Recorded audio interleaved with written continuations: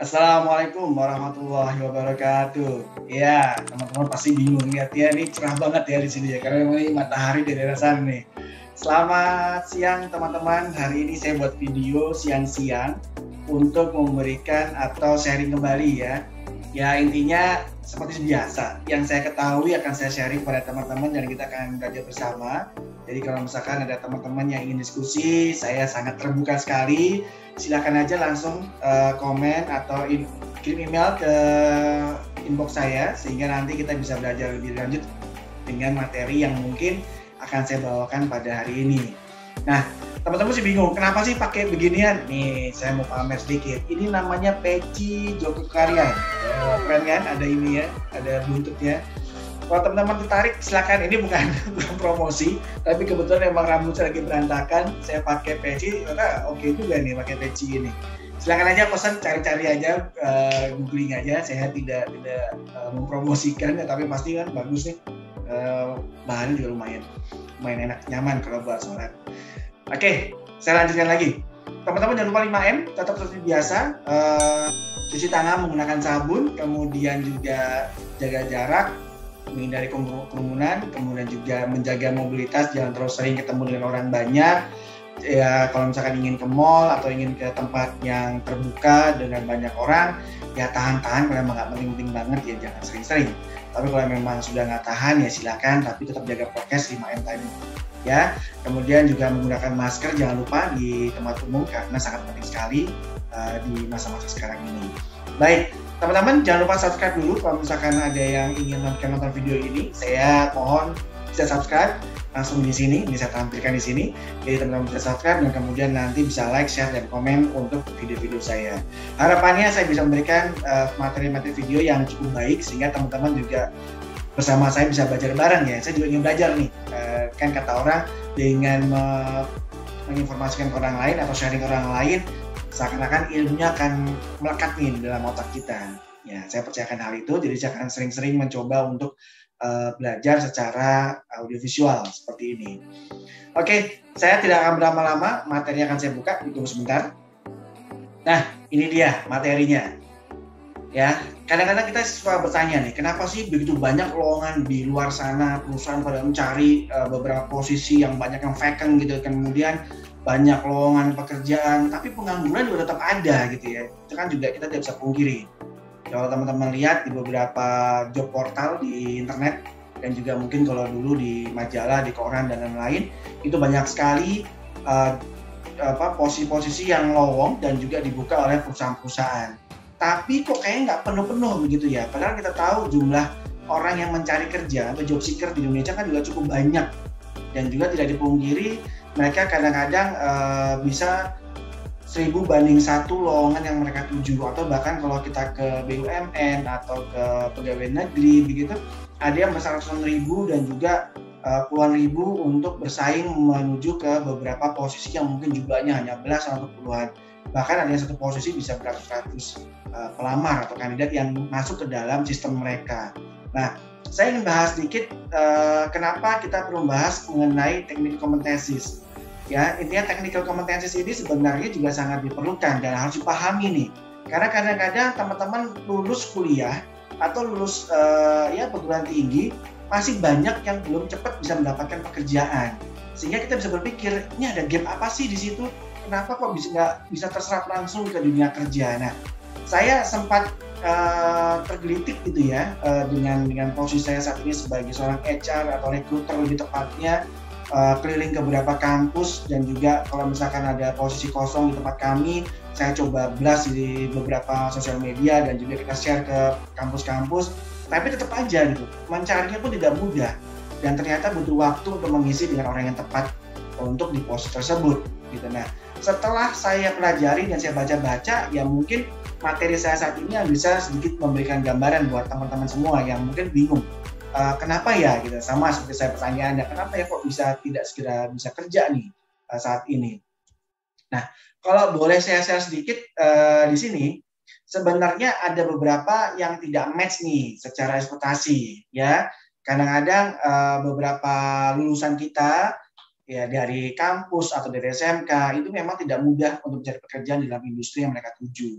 Dan kadang-kadang pun begitu juga perusahaan. Kadang-kadang mereka juga bilang, saya juga susah ya mencari orang yang untuk mengisi posisi saya yang sedang kosong ini gitu. Dan kadang-kadang justru beberapa perusahaan itu malah saling berkompetisi dengan perusahaan serupa lainnya, atau bahkan tidak serupa lah dengan perusahaan lainnya untuk mencari good talent di kampus, di job portal, dimanapun mereka bisa mencari source-nya. Itu biasanya mereka akan berjuang mencari beberapa talent-talent yang menurut mereka mumpuni, sehingga harapannya mereka bisa masuk dan join menjadi satu perusahaan tempat kami atau tempat mereka, begitu ya, karena berkompetisi. Kemudian kadang-kadang anehnya, kadang-kadang profesional itu atau yang orang sudah bekerja ya, ini saya sebutnya seorang profesional karena belum tentu orang yang sudah bekerja akan sangat mudah berpindah.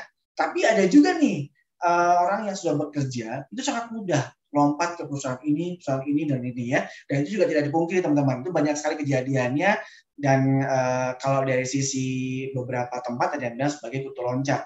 Tapi untuk beberapa industri mereka menganggap itu hal yang biasa.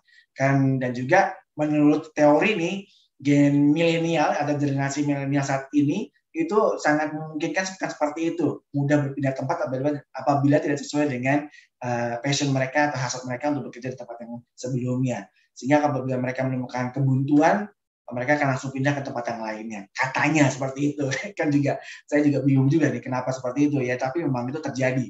Di perusahaan kami juga banyak terjadi seperti itu. Jadi kadang-kadang menahan 2-3 tahun untuk bekerja di tempat kita itu sudah sangat luar biasa sekali. Berarti perusahaan ini sudah memberikan beberapa benefit atau effort yang sangat luar biasa untuk menjaga orang ini untuk bisa tetap di tempat kita. Apalagi yang star ya, yang karyawan-karyawan yang memang punya talenta yang cukup baik. Dan kadang-kadang kita jagain tuh, jangan sampai mereka berpindah atau dibajak oleh perusahaan lain. Dan itu banyak terjadi teman-teman. Kemudian kalau teman-teman bisa melihat bahwa dari ekspektasi tadi ya, ini ada kompetensi yang dari perusahaan dan juga dari kompetensi versi duit. Ya, ada gap di tengahnya yang saya ceritakan. Kadang-kadang lulusan dari perguruan tinggi itu atau dari kampus atau dari SMK atau di diploma itu tidak bisa langsung masuk ke yang diekspektasikan oleh si perusahaan-perusahaan yang tadi sedang mencari. Nah, gimana nih caranya nih? Kadang-kadang kan teman-teman juga bingung. Saya udah belajar bagus, IPK sudah bagus, atau bahkan kampusnya juga sudah bagus gitu ya. Kenapa masih susah juga? Nah, teman-teman kadang-kadang harus berpikir juga, atau mungkin kompetensi teman-teman nih yang belum pas dengan kebutuhan yang ada di perusahaan. Jadi kadang-kadang nih ya teman-teman, ini sih saran saya buat teman-teman. Apabila teman-teman menemukan posisi kosong atau vacancy di suatu perusahaan, lihat posisinya untuk apa dan kira-kira mereka butuh apa untuk masuk ke situ. Jadi jangan mentang-mentang, oh dia mencari lulusan ekonomi, saya ekonomi, lamar masuk. Belum tentu seperti itu. Di balik itu ada apa? Cek dulu kompetensinya seperti apa gitu. Misalkan ternyata dia ekonomi, oke ekonomi, tapi harus ada kemampuan teks atau kemampuan akuntansi yang lebih mendalam lagi, atau bahkan misalkan dia harus punya sertifikasi di akuntan atau lainnya seperti itu. Nah teman-teman harus kejar itu, jangan sampai karena merasa bahwa sama lulusan ekonomi teman-teman langsung melamar, belum tentu teman-teman akan diterima. Nah kadang-kadang kompetensi itu perlu teman-teman ketahui sejak awal supaya teman-teman tidak menjadi menjadi PHP sudah ngirim lamaran, begitu kebetulan dipanggil interview, begitu di interview ternyata teman-teman dianggap tidak kompeten, kan sayang waktu teman-teman udah terbuang, apalagi waktu dari perusahaan tersebut gitu ya. Nah tidak semua karyawan memang perusahaan maksud saya tidak semua akan langsung men-train orang atau melakukan pelatihan di masa awal-awal teman bekerja. Ada yang teman-teman langsung masuk ke dalam perusahaan tersebut yang langsung terjun kerja, tidak perlu training mungkin nanti di periode kedua, periode ketiga gitu ya di dalam tahun tersebut. Jadi tidak semua sama seperti itu. Syukur-syukur teman-teman masuk sebagai manajemen training gitu ya, atau misalkan development program. Nah itu syukur-syukur teman-teman masuk seperti itu, tentu akan di-train, akan diberikan pelatihan-pelatihan yang memang sesuai dengan pekerjaan yang akan dituju. Tapi kalau tidak, kan teman-teman harus siap dengan sendirinya kan, belajar dulu atau misalkan ambil sertifikasi dan lain-lainnya.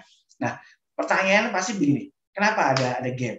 Ya, apakah karena universitas atau kampus ini tidak bisa mengadaptasi teknologi baru di dalam kampusnya, atau mahasiswanya yang tidak bisa menyerap begitu banyaknya informasi atau pengetahuan-pengetahuan yang diperlukan, atau Ini karena dosen, pelatih atau trainernya yang kurang mengupdate pengetahuannya.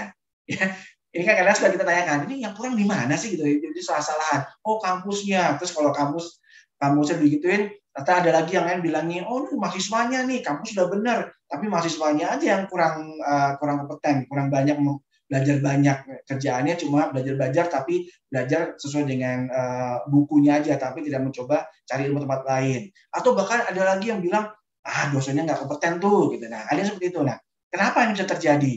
Jadi 3 pertanyaan ini sering sekali nih, saya sering kali nemu di beberapa tempat pertanyaan-pertanyaan seperti ini. Sebenarnya sih belum tepat juga ya teman-teman ya. Jawabannya tetap bukan itu. Kenapa ada gap? Bukan yang 3 tadi teman-teman. Tapi yang pasti adalah pertama, tentu ekonomi di Indonesia ya, Indonesia sendiri itu ya. Ya ini kalau negara-negara lain juga pasti akan grow ya. Ya pandemi kemarin jujur memang agak menurun, tapi sudah mulai grow lagi nih kita nih alhamdulillah.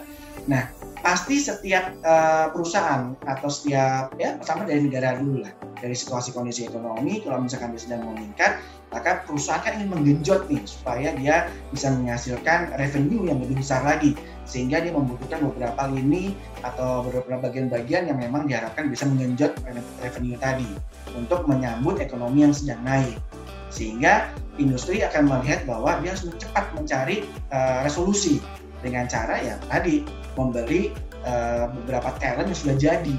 Biasanya mereka berani bayar mahal beberapa perusahaan begitu ya, atau setelah kata membajak dari perusahaan lain untuk bisa masuk ke dalam perusahaannya dan bisa menggerakkan organisasi yang ada dalam perusahaan tersebut sehingga bisa mendapatkan quick win result begitu. Nah, biasanya juga ada dampaknya juga kan. Karyawan sudah lama melihat orang baru sudah posnya tinggi sekali sehingga demotivasi gitu.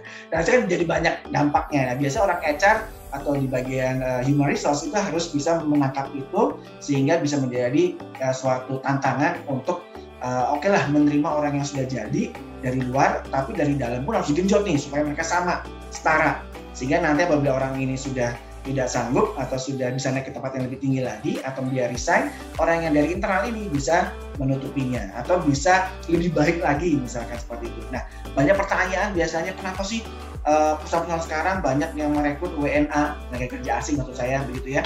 Ya ternyata memang sebenarnya quick win ini yang diharapkan. Kadang-kadang mereka itu bisa memberikan pelatihan-pelatihan dengan cepat atau mereka bisa melakukan pekerjaannya dengan sebaik yang kita inginkan dari perusahaan gitu ya.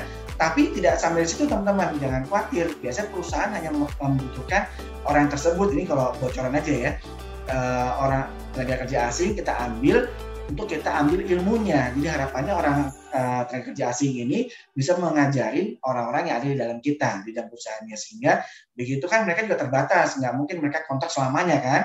Ada yang setahun, ada yang 2 tahun, ada 3 tahun, atau diperpanjang terus gitu kan. Tapi ada batasnya, biasanya mereka harus kembali lagi ke negaranya dulu, baru kembali lagi ke sini. Nah, di saat itu kita juga mengenjot nih dari internalnya, supaya mereka bisa mengejar. Ya, biasanya itu suatu strategi HR untuk mengejar quick win tadi. Gitu.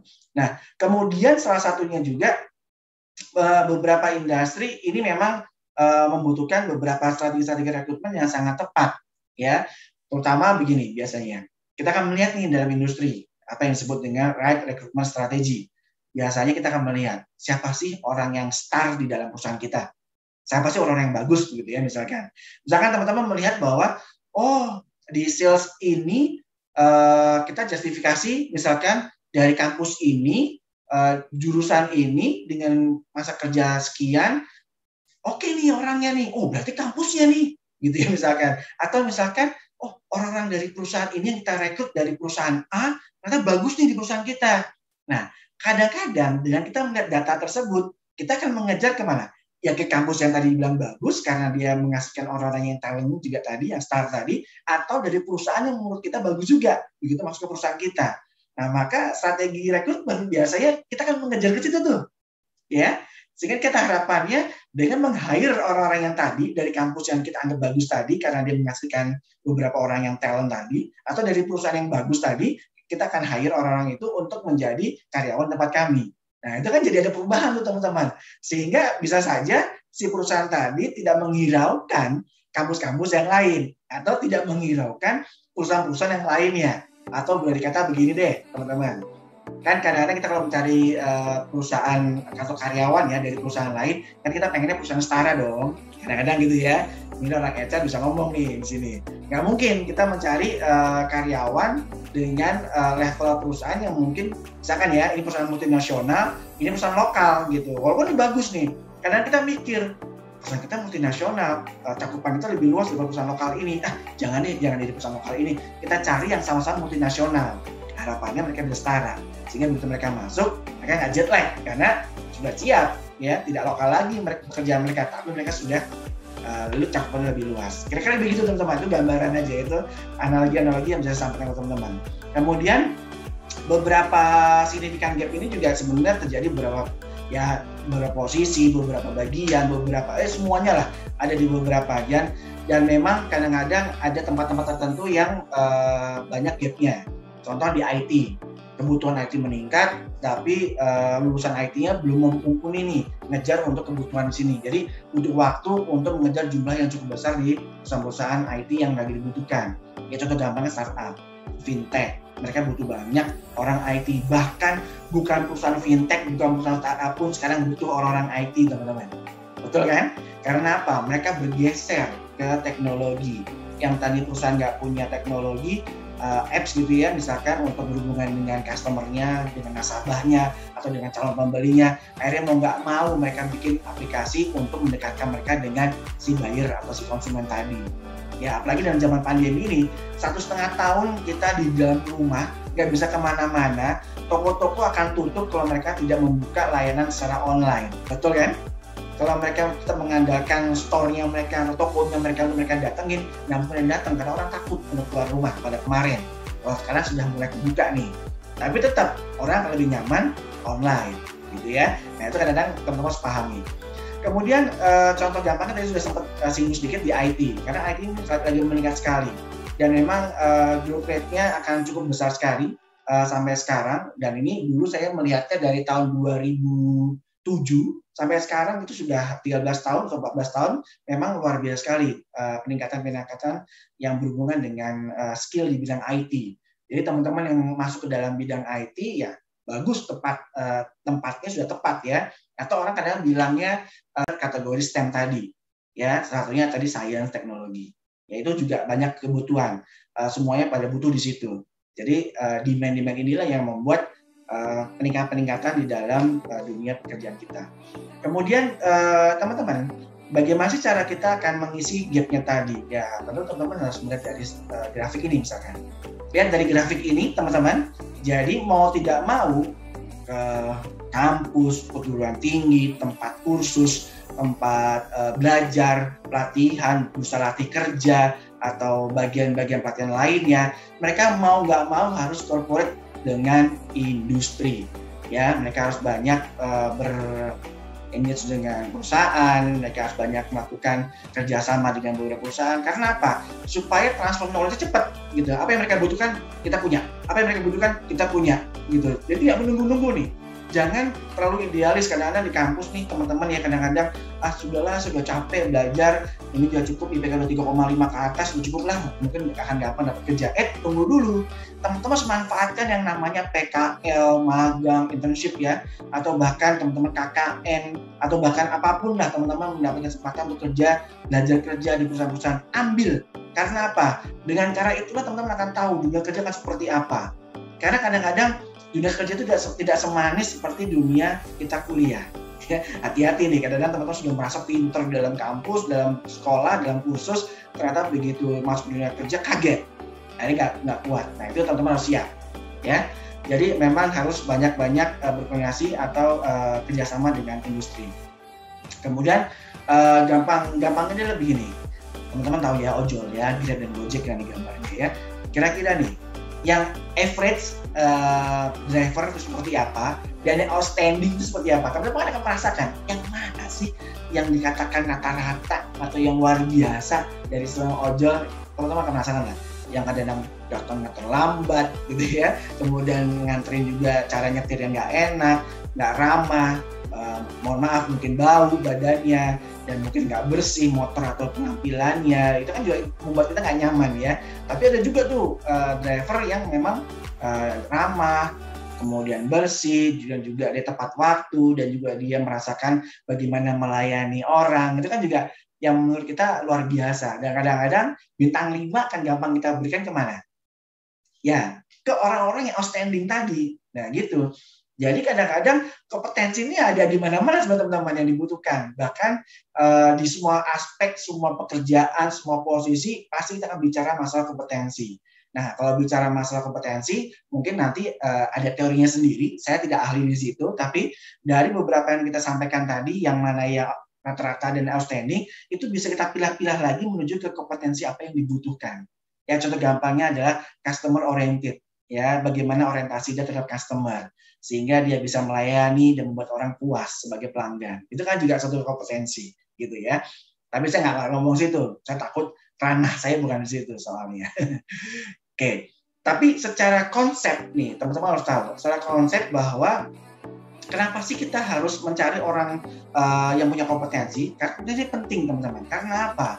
Kadang-kadang ini membuat kita menghasilkan atau bisa memprediksikan performance yang juga outstanding dari pekerjaannya yang diberikan, dari tugasnya, baik di organisasi maupun di pekerjaan di perusahaan. Gitu. Karena orang-orang inilah kalau mereka punya kompetensi yang mumpuni atau yang tepat, itu biasanya dia akan mudah dalam bekerja dan juga akan sering sekali menghasilkan kinerja yang sangat baik. Jadi akan berhubungan dengan biasa tingkah laku yang mereka tampilkan dalam perusahaan, ya, karena orang punya kompetensi yang cukup baik dan mumpuni, karena dia mampu untuk menghadapi tantangan-tantangan yang diberikan oleh perusahaan. Kemudian kalau teman-teman melihat bahwa perbedaannya dalam kompetensi ini apa, tapi sebelumnya saya akan bilang definisi dari kompetensi ini adalah any characteristic of a person that different levels of performance. Gitu ya. Jadi setiap orang itu akan mempunyai level yang berbeda-beda sebenarnya. Saya dengan teman saya sesama rekruter itu pasti akan memiliki kompetensi sangat berbeda. Dan juga ditampilkannya pun dalam pekerjaan tentu akan berbeda juga. Bagaimana caranya dia tampil, dalam situasi apa, dan menghasilkan kinerjanya apa. Itu pasti akan berbeda, teman-teman. Karena karakteristik kan unik ya setiap manusia, dan kompetensi pun akan terlihat berbeda levelnya karena kan different setiap orang gitu. Nah, itu harus dipahami teman-teman ya. Jadi itu maksudnya kenapa berbeda setiap orang. Kemudian kalau teman-teman melihat bahwa gunung es ya, teman-teman masih tahu lah gunung es, teori-teori itu sudah sangat banyak sekali dan akan ditampilkan di beberapa teori-teori bagaimana yang tampil di permukaan dan bagaimana yang ada di bawah air gitu ya, yang mana yang lebih banyak ya tentu yang ada di bawah air karena bongkahannya akan lebih besar. Ternyata isinya apa teman-teman bisa baca di sini gitu ya, yang memang kadang-kadang social role, self image, traits dan motif yang terkadang memang akan susah untuk di-develop di dalam perusahaan ya. Orang training biasanya akan sangat megap-megap tuh untuk mendevelop beberapa bagian yang ada di bawah permukaan ini. Dan biasanya memang ini akan mempengaruhi nih karakteristik setiap seseorang untuk menuju sukses. Begitu ya. Bahkan skill dan knowledge kan sebenarnya gampang di-develop. Dan ini juga sangat perlu. Tapi biasanya memang secara sumber daya tidak banyak yang bisa dihasilkan dalam perusahaan. Dan kemudian kalau misalkan teman-teman bisa melihat hubungannya, ini akan terlihat dalam gunung es ini bagaimana impact terhadap behavior ya. Tentu yang mana nih yang paling banyak berimpact ya, tentu yang di bawah permukaan itu akan kadang-kadang akan muncul dalam permukaan bahwa berhubungan dengan bagian-bagian yang di bawah ini tadi, social role-nya bagaimana, self image-nya bagaimana, trait-nya bagaimana, motifnya seperti apa. Walaupun orang akan lebih banyak melihat yang di atas permukaan yang tadi saya bicara, skills dan knowledge-nya. Begitu teman-teman. Jadi karakteristik sangat dipengaruhi oleh bagian yang sangat besar sekali ini. Jadi memang teman-teman harus sering-sering, kalau kata orang ini, teman-teman harus menginvestasikan ilmu dari leher ke atas. Gitu, karena banyak sekali isi dalam pikiran kita, otak kita yang harus dipelajari sehingga bisa memanfaatkan bagian otak yang belum kita gunakan. Kan katanya kita nggak nyampe 10% nih pakai otak kita. Yang paling banyak mungkin katanya secara teori Einstein, ya berapa persen dia gunakan. Kita hanya sekian persennya. Gitu. Nah, kalau kita bisa manfaatkan dengan maksimal, tentu kita akan bisa lebih baik. Dan jangan lupa, social role kita benahi, self image kita juga, trait motif kita benahi. Dan insya Allah itu akan menjadi karakteristik yang sangat bisa membantu kompetensi yang akan kita tampilkan dalam diri kita. Gitu. Kemudian tentu teman-teman pernah mendengar emotional intelligence ya, IQ teman-teman tahu lah. Nah ini salah satunya pengembangan dari salah satu IQ tadi. Setelah itu adalah ya emotional intelligence. Teman-teman kalau misalkan banyak yang bilang, ayo dong kembangkan emotional intelligence-nya, karena apa? Bisa mengatur bagaimana kita beradaptasi, bagaimana kita aware dengan dunia sekitar, bagaimana kita bisa percaya diri, bagaimana kita bisa berhubungan dengan social skills kita, ketemu dengan orang lain, ya berhubungan dengan leadership, berhubungan dengan bagaimana mendevelop orang lain gitu ya, atau mempengaruhi orang lain. Biasanya ini EI ini berpengaruh teman-teman, emotional intelligence selain IQ ya. Dan ternyata teman-teman, dalam teori, dalam leadership, ini ada 15 studi di global company di dunia, ternyata 85-90% terpengaruh oleh EI dengan emotional intelligence ini. Bahkan di bagian sales sendiri, ada 44 Fortune 500 firma yang menunjukkan bahwa orang yang memiliki EI yang tinggi itu bisa menghasilkan target yang 2 kali lebih besar daripada orang lain. Ya, luar biasa kan berarti EI ini. Kemudian di bagian teknikal juga, programmer ini akan menjadi 10% tertinggi dibandingkan dengan programmer-programmer yang lainnya di bawah yang memiliki EI yang lebih rendah. Dan juga yang lainnya. Jadi EI itu penting nih teman-teman sekarang. Ya, jadi kadang-kadang kompetensi berhubungan dengan EI juga harus kita kembangkan. Karena apa? Saya kembalikan yang tadi lagi. Yang ini tadi teman-teman. Jadi kita bicara masalah social awareness, bicara masalah social skills, bicara masalah self-management, bicara masalah self-awareness, itu harus kita kembangkan untuk menyokong, mendukung emotional intelligence kita. Teman-teman memang perlu belajar lagi di sini, buka lagi di buku-buku yang lainnya, saya pun juga masih buka baca-baca juga, karena ternyata ini sangat dibutuhkan nih teman-teman. Selain IQ ya, kadang-kadang kalau IQ-nya di bawah 100, di bawah 90 jelek gitu ya, di atas 100 luar biasa gitu, luar biasa pinternya katanya gitu. Tapi ternyata pinter itu nggak cukup, it's not enough gitu kata orang. Tapi EI juga penting dalam pekerjaan. Gitu ya. Nah ini yang sering sekali nih kita kadang-kadang dalam interview, dalam misalkan dalam interaksi dalam pekerjaan ya, atau gampangnya dalam interview tadi. Itu memang kadang-kadang suka menjadi satu patokan buat teman-teman. Nah, itu sangat penting sekali. Saya lanjutkan terakhir dari materi saya. Kalau bicara masalah kompetensi, tentu akan ada beberapa contoh levelnya 1, 2, 3, 4. Kalau saya contohkan di sini adalah bicara masalah untuk achievement orientation kompetensi. Ya, contohnya inilah the drive and determination to get the job done. It shows a drive toward action and performance. Ya, kalau level 1 mungkin mereka akan hanya wait to be asked gitu ya, misalkan dia hanya menunggu saja, jadi begitu diminta dia akan bekerja. Dan juga kalau level 2 dia akan memberikan ya secara standar saja yang memang dibutuhkan gitu. Atau level 3 dia sudah masuk ke dalam kategori improve. Jadi performance-nya dia terlihat dia ingin memiliki beberapa perubahan-perubahan yang sangat baik dalam pekerjaannya atau bekerja lebih cepat dari level 2, level 1. Kemudian di level 4 yang biasa tertinggi dalam model kompetensi, itu dia bisa sampai bikin cost benefit analysis. Jadi apa yang dilakukan, dia akan mengkalkulasi mana yang bisa menguntungkan perusahaan, mana yang bisa merugikan perusahaan, sehingga dia bisa menghasilkan pekerjaan yang sangat luar biasa dengan cost yang minimum tapi dengan hasil yang sangat bagus, sehingga akan berdampak pada bisnis. Nah, kadang-kadang teman-teman akan dinilai nih dalam melakukan penilaian kompetensi tadi. Teman-teman ada di mana? Level 1, 2, 3, dan 4. Dan biasanya setiap posisi akan berbeda. Baik level staff, supervisor, manager, sampai level GM, bahkan direktur sekalipun, mereka akan berada di mana? Biasanya kita akan memetakan, orang human resource akan memetakan, oh staff cukup level 2 misalkan, atau level 1. Oh level supervisor level 2 deh, karena dia sudah berhubungan dengan anak buah.